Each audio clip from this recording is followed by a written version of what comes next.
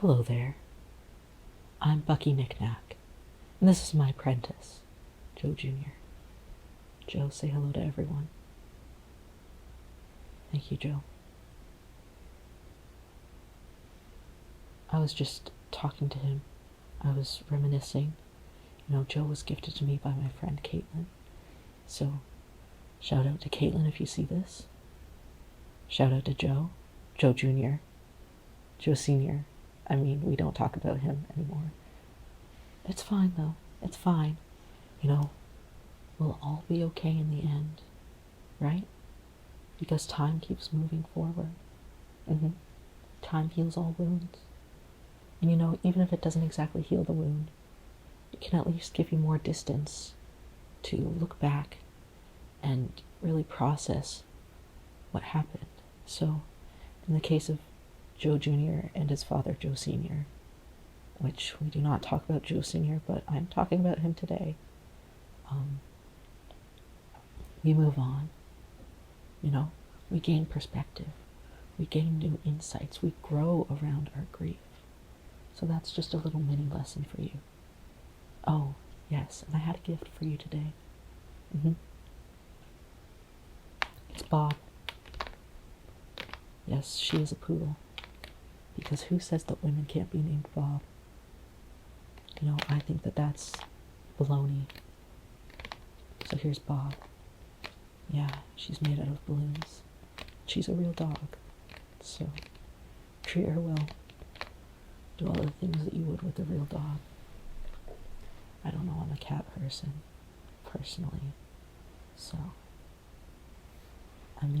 these are just insights into the life of Bucky Knickknack, the world's next most famous clown. Because I'm going to get there someday. I'll pack my bags in my clown car. My bags and my bags and my bags and my bags and my bags and my bags and my bags and my bags. All in my clown car. And I will drive to the city of Los Angeles, California. And I will become the next great clown. And everyone will know my name. But that's not important right now. What is important is my super epic YouTube video. Yes. When I was younger, I always wanted to become a YouTuber. But I never had the drive. I was just aimlessly watching videos and wishing that it could be me. But I never took the initiative to actually get myself out there. But now that I'm in clown college, there's so many clown opportunities for clown life. You can go clown anywhere. And these are the things that they don't teach you in normal school. That's why you have to go to clown school. Alright. I think my cards are all shuffled. I will now proceed to draw 2 cards. Oh, very interesting. Okay. I see. Okay, so first we have the Queen of Wands. She is all about knowing yourself. She knows who she is, and she is confident enough to enact out anything that she wants. And guess what the next card is? Strength. This is a beautiful spread so far, these 2 cards. What I'm seeing is that, even if we have these doubts, even if you might spend your days thinking, well, who am I? Who am I really? You just gotta go with your gut. And your gut will help you make the next best move. And like I said in the last reading, the only place that you should be is the place where you are. There are no wrong decisions. Nothing inherently wrong. You can look back on them later and be like, maybe I shouldn't have done that. But there is a reason why you do everything, right? So this Queen of Wands and this Strength card. Also, okay, notice she has a little cat. And then she has a big cat. Yeah. See, that's why I'm a cat person. But these two cards are saying, basically, you can have this inner darkness, this shadow self, right? And you can harness it. And you can say, you know what? I'm going to integrate it into my everyday life. I'm going to face the parts of myself that I'm a little bit afraid of facing. Because, that's the only way that you can change and grow as a person. All growth comes from discomfort, and that's a fact. So if you're always comfortable with who you are, then you'll stay the same forever. And you know what? For some people, that's okay. But new circumstances and new situations come into our life and change us every day, and we have to adapt. So sometimes the only way to adapt is to really reach inside of yourself. Look inside of yourself for those messy bits, right? The things you might be ashamed to show other people, and pull them out and sort them out. And don't be afraid to look at them and face them head on and embrace them as parts of yourself. We all have messy parts. Bucky Knickknack might only show the world his best clowning face, but, there are days when the makeup comes off. I'm just gonna say it. Just gonna say it. And I still have to embrace myself on those days, because that's still me. And I have to live with myself 24/7. I think it is a privilege to get to live with yourself. You get to be your own best friend. You always have someone there with you. It's you. So I think these cards are saying, you know what? Embrace who you are. Embrace spending time with yourself. And not just the parts that you want other people to see. We live in a very performative society. And I think that's a product of social media, definitely, and the broader global media. But sometimes it's okay to live not for other people, but for yourself.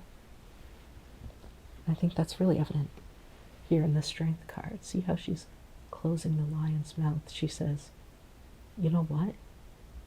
I don't care what other people say about me. I'm just going to keep on being me. And I'm going to be all of me, even the messy bits. So, let's pull an advice card. Maybe two. Okay. Okay, so we have 2 pages. Not to be confused with my friend Paige. We have the Page of Wands. Yeah. And we have Page of Swords. And I think that these 2 cards fit very well with the rest of our spread. So really what I'm seeing here is embrace your childlike energy, right? When we are born children, we don't have all these expectations placed on us. We take in these things as we grow, as we get older, and we start incorporating expectations that we place on ourselves, right? A lot of the things that we do are self-imposed. A lot of the restrictions that we have are self-imposed. So I think the Page of Wands is saying, you know what?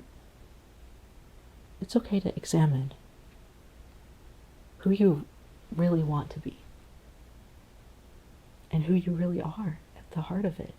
You don't have to have all these expectations that other people placed on you. You don't have to carry that burden anymore. See, the page, they're just carrying one wand. It's pretty easy. Look, they're entranced by it. And same with the Page of Swords. The Page of Swords is saying, stop being in your head so much. You know, you have the gift that is yourself. You have the gift that is your own mind. And you can do whatever you want with this, right?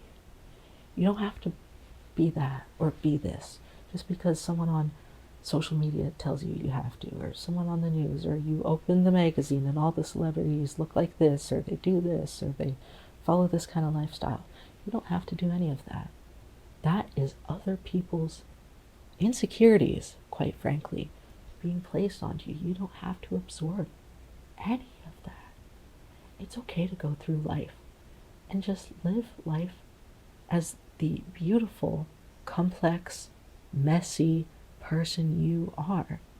It's okay to admit to yourself, you know, there are days when I'm not so lovely, and there are days when I'm not so strong.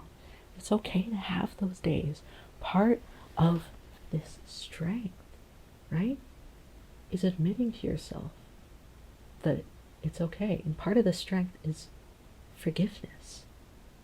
You know, I think that we as a society don't talk about forgiveness enough. And this is something we talk about in clown school. We have a whole class on forgiveness. It's actually quite illuminating. But yeah, you know, even, okay, as much as I love Joe Jr., the other day he was really irking me, right? Because, you know, there was this Ed Sheeran song on the radio, right? And Joe Jr. just loves Ed Sheeran for some reason. I honestly don't know why. So he just kept singing the song over and over and over and over again. And eventually I was like, Joe Jr., can you stop? And then Joe Jr., he turned to me and he said, Bucky Knick-Knack, why would you ever say something like that to me? Why would you raise your voice? Why would you tell me to stop doing what I love? And then I realized, you know what? That was one of those days where I was showing a bit of my ugly self, the messy parts, the parts I don't want other people to see. And I was able to forgive Joe Jr. for annoying me. But then I felt guilty. I looked at myself and I said, why would I ever say any of that stuff to Joe Jr.? You know, he's a beautiful little clown, and I have no right to come into his life and say these things. But my guilt will not undo the harm that I caused Joe Jr. So I just have to move forward. I just have to make an apology. And you know what? I think the best apologies are made when you are able to embrace all of yourself, when you are able to embrace the messy bits and accept that, you know what, you're not always right. Because a lot of apologies that I see is just, you know, shirking the blame off. You know, I didn't do it, or it wasn't that big of a deal. But the best apologies are made when you can really take yourself outside of yourself for a moment and just look at the truth objectively and be like, oh, you know what? I did something bad. And then forgive yourself for that. Because another type of apology I see a lot is the guilt trip apology. You know, oh my gosh, I'm such an awful person. You know, why is anyone friends with me when I'm such a bad person for doing something like that? And it's like, no, oh my gosh, no one wants to hear that. So what you gotta do is you just gotta forgive yourself for, you know what, maybe not saying the right thing, or maybe being a bit odd. And then you can move forward and say your best apology. So I apologized to Joe Jr., and I forgave myself and I forgave him. And you know what? That's what we learn in clown school. The double-edged sword of forgiveness. It's a balloon sword though, so it doesn't hurt. And you know what? I think that's a beautiful thing. And I think at the end of the day, we all need to work a little bit more on trying to forgive ourselves. So I would like to thank you for coming to this reading today. It was a lot of fun having you here in my dorm room at Clown College. And Joe Jr. says thank you. And so does Little Bucky. Mm-hmm. Mm-hmm.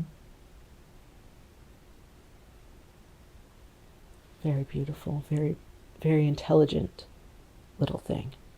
He knows more than I do. So thank you for watching this video today, and I hope you have a lovely rest of your week.